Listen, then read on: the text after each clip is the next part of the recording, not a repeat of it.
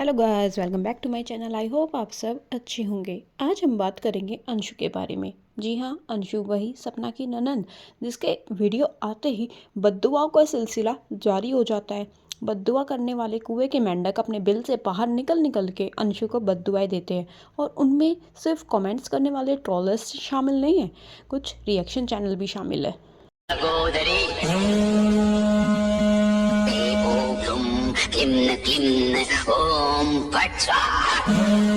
इन बद्दुआ वाले लोगों को देख के ना इसी तरीके की हरकतें याद आती है कि पक्का अपनी बद्दुआएं लगवाने के लिए ये लोग भगवान को रिश्वत भी देते होंगे। ये भगवान थोड़ा सा एडजस्ट कर लो ना, क्योंकि वही है आजकल खुद को कूल दिखाने के लिए, खुद को अच्छा दिखाने के लिए भगवान के नाम पे बद्दुआ देना कि मैं इतनी बड़ी भक्त हूँ, ये बहुत आसान सा हो गया है। पर पता है, भगवान तुम जैसे फालतू लोगों के लिए निठल्ले नहीं बैठे। उनको और भी लोगों की दुआएं बद्दुआएं सुननी है, लेखा जोखा सब करना है। वो अच्छे से जानते हैं कब किसकी कहाँ सुननी है। तो तुम्हारे जैसों की बद्दुआओं का असर तो हम पे होता नहीं है। एक कान से सुनते दूसरे से निकाल देते हैं। तुम्हारे जैसे लोगों की बद्दुआओं की बत्ती बनाते हैं और तुम्हारे कान में डाल देते हैं, भगवान भी और हम भी। आइए इन बद्दुआ वाले लोगों पे 1 मिनट और वेस्ट करते हैं, अपनी प्यारी सी पब्लिक को हंसाते हैं। इन लोगों की जो बद्दुआ है ना, वो सुन के मुझे कुछ इस तरीके की चीज़ें याद आती हैं। मजनू के बदुआ लेते जा जा तुझको कसम बेईमान मिले। मजनू की बदुआ लेते जा जा तुझको कसम बेईमान मिले। मजनू की हमेशा याद आए ससुराल में कितनी मार मिले।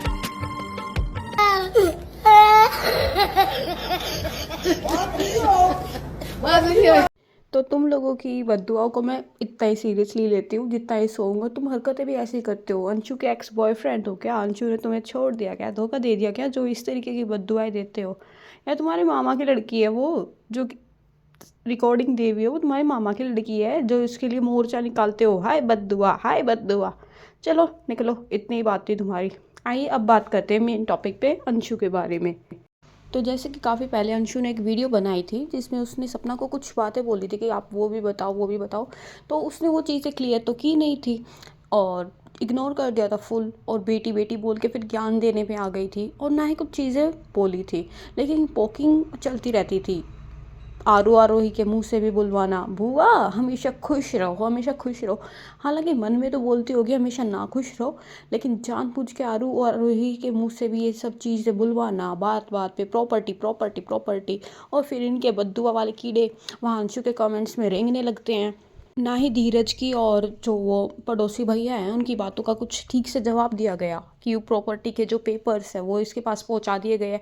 तो उस बात पे भी कोई क्लैरिफिकेशन दी नहीं, क्योंकि कहीं ना कहीं गलत है ना। क्लैरिफिकेशन तभी तो देगी ना जब सही हो, अदरवाइज वीडियो या फिर लाइव आ जाता है तभी की तभी।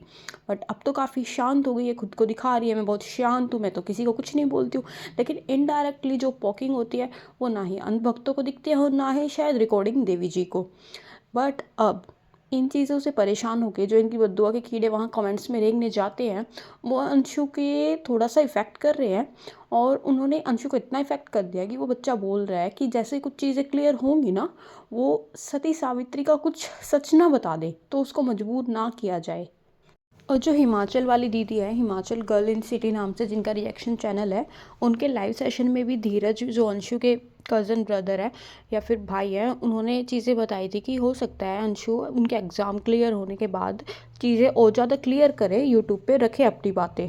तो देखने लायक ये होगा कि अंशु अपनी क्या क्या साइड क्लियर करेंगी। क्या पास में सपना ने गलतियाँ की हैं या फिर उसको मैनिपुलेट किस तरीके से किया जाता था। अंशु ए टू दैट हो सकता है सब चीज़ें है ना इन फ्यूचर बताए, अगर ये चीज़ें अभी नहीं रुकती है तो।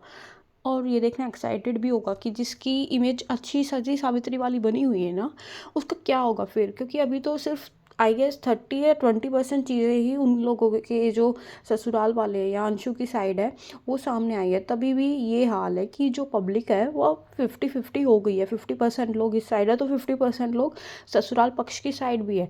लेकिन वहीं ससुराल या अंशु की तरफ से कुछ चीज़ें आती है ना, तो लोगों का क्या होगा? तभी भी अंधभक्ति करेंगे वो लोग, या फिर सारी जो ऑडियंस है वो ससुराल की साइड हो जाएगी। क्योंकि ताली कभी एक हाथ से तो डेफिनेटली नहीं बजती है। नो डाउट ससुराल वालों की कहीं ना कहीं गलतियां हैं, लेकिन सामने वाले इंसान की भी होगी।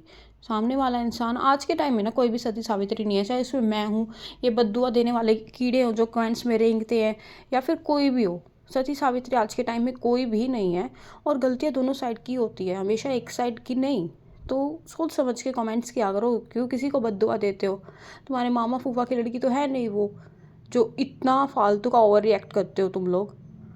और जो बाकी के रिएक्शन चैनल बैठे हैं वाइट वॉश करने के लिए या बद्दुआ देने के लिए, वो लोग भी अपनी स्क्रिप्ट लिख लेना कि बाद में कैसे डिफेंड करोगे उसको। बेचारी अबला नारी, दुखियारी, दुखों की हारी, सब पे भारी, रिकॉर्डिंग देवी हमारी, उसको कैसे सपोर्ट करोगे। स्क्रिप्ट तैयार कर लेना, या दीदी जी से पूछ लेना कौन सी नई रिकॉर्डिंग फेंक के मारनी है या कौन सी नई बद्दुआ। और तुम्हारी बद्दुआओं के लिए पैसे ऐड करने के लिए हमारी रोस्ट वीडियोस भी आती रहेगी। तुम लोग अदर रिएक्शन चैनल वालों के लिए कंप्लेन लिखवा के आ सकते हो, तो तुम्हारे रिएक्शन पे हमारा जवाब देना भी लाजमी है ना। बद्दुआ देते हो हमारे फ्रेंड्स को, या फिर जो हमारी साइड के लोग हैं उनको बद्दुआ दोगे, तो बैठ के तमाशा तो हम भी नहीं देखेंगे। कानून का अच्छा खासा ज्ञान हमको भी है। ऐसे किसी को बद्दुआ देना, ये भी क्रिमिनल ऑफेंस है क्या? है क्या? बताना, तुम लोगों को तो अच्छा खासा ज्ञान है ना। खुद किसी लड़की के बारे में अफवाहें फैलाने वाले, किसी लड़के के बारे में अफवाहें फैलाने वाले चैनल ढोंग करते हैं खुद को बड़ा दिखाने का, या फिर अपने आप को भक्त दिखाने का। तो इतने तुम में जादुई शक्तियाँ हैं, तुम इतना ही जानते हो, तो फिर ये अफवाह किस लिए फैलाते हो भाई? कुछ कंप्लेंट्स तो तुम्हारे ऊपर भी होनी चाहिए ना। जो तुम फालतू में किसी बूढ़े माँ बाप को तंग करते हो, या फिर अदर रिएक्शन वालों को उनका काम करने से रोकते हो। हिटलर हो क्या कि तानाशाही चलेगी तुम्हारी? जो तुम्हारे विचार होंगे वही चलेंगे। किसी और ने कुछ बोला तो कंप्लेंट कर दी जाएगी। India is a democratic country, सबको विचार रखने का और अपनी बातें रखने का यहाँ उतना ही हक है जितना कि तुम्हें।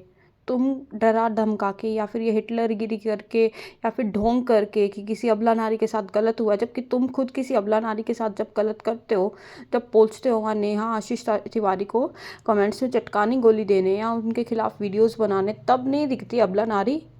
फिर तो जो कुछ क्राइम्स करती होंगी, ऐसी 20 to 30% औरतें होंगी जो कि विडो हैं एंड स्टिल क्राइम करती हैं।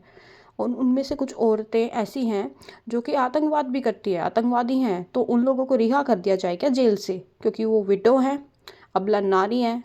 तो कोई विडो है तो इसका मतलब ये नहीं है कि वो कुछ भी करेगा तो उसको हम सपोर्ट करें।